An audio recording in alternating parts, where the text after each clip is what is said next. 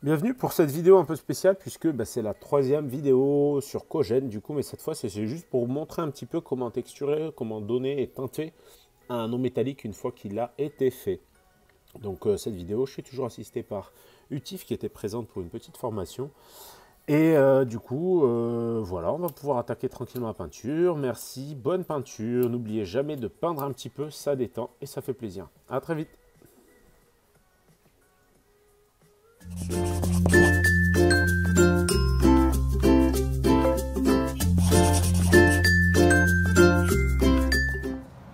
Donc là, en fait, pour du non métallique, ce qu'on va faire pour un petit peu, finalement, donner un peu plus de vie à l'ensemble, c'est commencer à mettre des petits stars. Parce que finalement, c'est l'apocalypse. Et même si ça avait été fait précédemment, maintenant, on va commencer à marquer un peu plus certaines zones, marquer un peu moins d'autres. Mais quoi qu'il en soit, l'idée sera de bien tout redémarquer. En gros, c'est toujours pareil. Quand on fait une peinture classique, ce qu'on va avoir, c'est un effet waouh. Ça, c'est une erreur. On va l'estomper. Quand on commence à pousser un peu le vice, à vouloir quelque chose de plus sexy, ce qu'on va chercher, c'est d'avoir plein de petites zones où finalement l'œil va pouvoir s'attarder, le peintre va pouvoir s'éclater, et voilà. Donc là, on n'hésite pas à montrer un petit peu qu'en gros, vu qu'on a des grandes surfaces de métaux, il n'y a pas à dire, on peut s'éclater avec quelques petits effets bien sentis. Ici, par exemple, là, les premiers que je vais commencer à faire, c'est exagérer encore une fois les contrastes parce qu'on ne le fait jamais suffisamment sur du non métallique. Et par là même, en fait, rajouter des petits éclats à droite à gauche. Ça va être la base. Donc là, j'ai commencé avec le noir. J'aurais pu commencer aussi avec le blanc. Et maintenant, en fait, je vais poser le blanc juste en dessous du noir. Pour ceux qui ont vu la vidéo précédente sur les effets spéciaux sur les peaux, c'est un peu le même principe qu'une éraflure sur la peau, si ce n'est que là, en fait, on va faire une espèce d'éraflure, mais sur des métaux. Donc là, en fait, je reprends un peu de blanc et je vais venir surligner finalement mes petits traits de noir. Un petit peu plus sur sa base et sur la continuité. Et je vais faire pareil un peu partout. Partout où j'ai mis déjà des petits stars et des petits coups. Donc ici, par exemple ici, puisque forcément les raflures elles continuent même de ce côté-là. Et on va pouvoir comme ça donner quand même beaucoup plus de vie à l'ensemble de la pièce. Pour exagérer encore plus ce côté non métallique, une petite technique aussi va consister finalement à tapoter des petits éclats de lumière supplémentaires qui vont venir finalement booster un peu plus le non métallique et lui donner encore un côté encore plus, finalement je dirais rutilant, un truc dans ce goût là quoi. Donc voilà, sachant que du coup, étant donné qu'il y a plus d'éclat, qu'on met plus de blanc, plus de contraste, du coup ça fait encore plus non métallique. De toute façon, plus on va booster. Je sais pas que t'attendais sur moi pour. Pardon? Je croyais que t'attendais sur moi pour dire quelque chose. Non, pardon. Non, je t'attendais pas. Donc, en fait, ce qui est pratique aussi quand on va commencer à affiner, c'est que ça va aussi nous permettre d'affiner notre trait. C'est-à-dire qu'on n'est pas tous, on n'a pas tous le trait le plus fin du monde, et de toute façon, il y a toujours moyen d'affiner. Et là, en fait, c'est typiquement le moment opportun pour, par exemple ici, mon trait sur la genouillère, l'affiner encore un chouïa plus. Pour vraiment avoir un trait de blanc très fin. Du coup, tout simplement en revenant avec du noir. Je vais revenir aussi avec du noir sur les fameuses petites éraflures, là où j'en aurais besoin. Par exemple ici et ici pour affiner mon trait de blanc.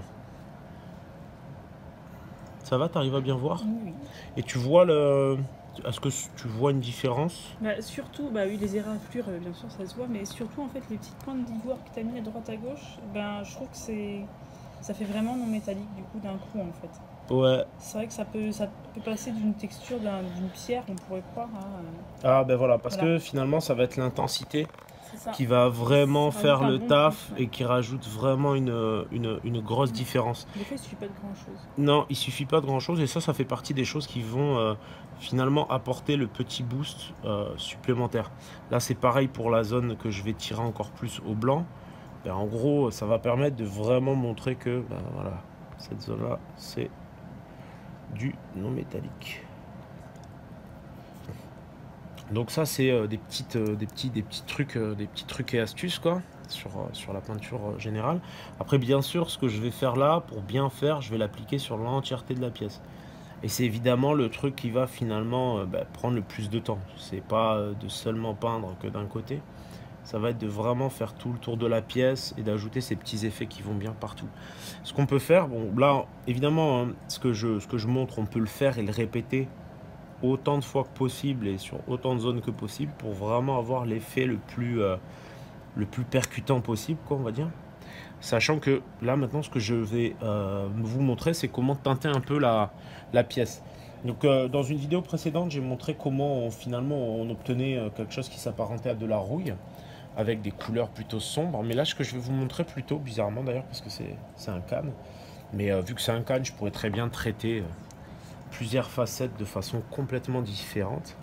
Mais là, je vais, après avoir légèrement retouché, montrer ici, parce qu'il n'était pas assez net, et quelques autres petits endroits, en fait, je vais revenir, mais je vais légèrement en fait teinter mes métaux. En fait, teinter son métal, ça va pas être si compliqué que ça. Sur le principe, plus on va vouloir un métal noble, plus on va mettre des couleurs bleutées et tout ça, plus on va vouloir un métal vieillissant et vieux, et plus on va mettre de couleurs plutôt marronâtres. Ici, on a plusieurs métaux finalement agencés ensemble. Donc, je vais commencer avec du turquoise pour venir teinter, pour donner une sensation de métal un peu plus noble, on va dire. Donc, pour ce faire, je viens avec mon turquoise et par exemple, je vais venir légèrement avec de légers filtres sur mes zones d'ombre qui sont ici, hop, pour vraiment donner cette sensation finalement que mon métal est un métal classieux, quoi. En fait, un métal noble en fait. Bon, on va plutôt utiliser ce genre d'effet sur de l'elfe, du haut elfe, sur de l'Irosia, d'Andrakéris, parce que finalement ça va un petit peu teinter mon non métallique pour avoir un non métallique qui sera beaucoup plus, on va dire, classe. Donc. Mais je peux très bien, à contrario, prendre plutôt du marron rouge, du terre mat, du terre de sienne, pour, dans l'autre cas, avoir un matériau beaucoup plus brut. Donc ça, pour ça, il faut avoir des pots pas trop bouchés, ce qui n'est absolument jamais mon cas. On va tester avec ça et du terre de sienne par exemple, du terre mat. Et là, on va avoir quelque chose avec du marron de beaucoup plus rouillé, vieillot, vieillissant. Et ça, c'est assez intéressant parce que ça va nous permettre assez facilement de teinter nos différentes couleurs.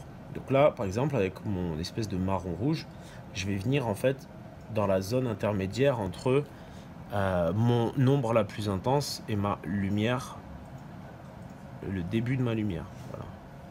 Sachant que dans ma zone qui va être finalement la plus exposée, je vais toujours pouvoir revenir, mais cette fois avec du terre mat. Donc une teinte un peu plus claire, pour vraiment montrer que, en gros, il y a de la rouille partout.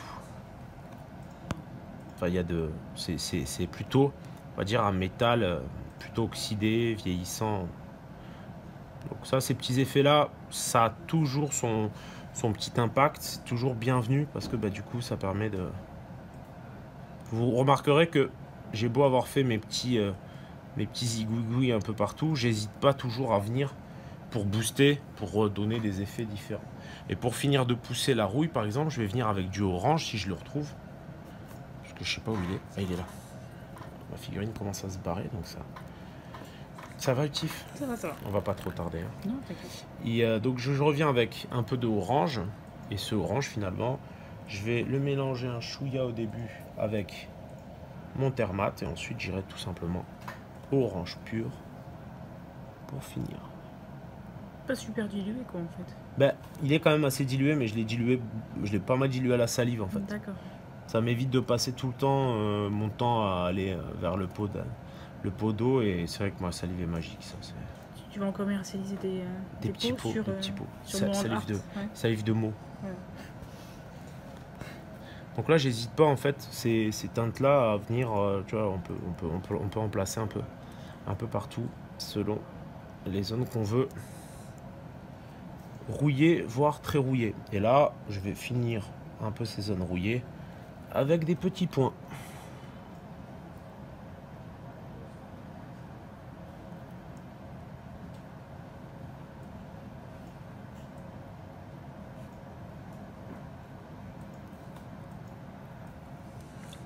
Ça permet d'avoir vraiment un exemple type de zone en fait avec des couleurs plutôt chatoyantes, nobles, et une zone avec des couleurs plutôt dégueulasses, ternes.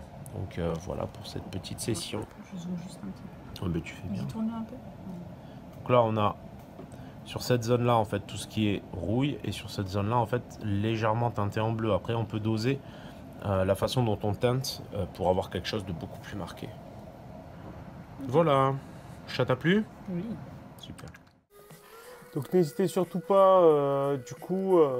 à me suivre, que ce soit sur Facebook ou en vous abonnant à la chaîne YouTube ou encore en me soutenant sur Patreon.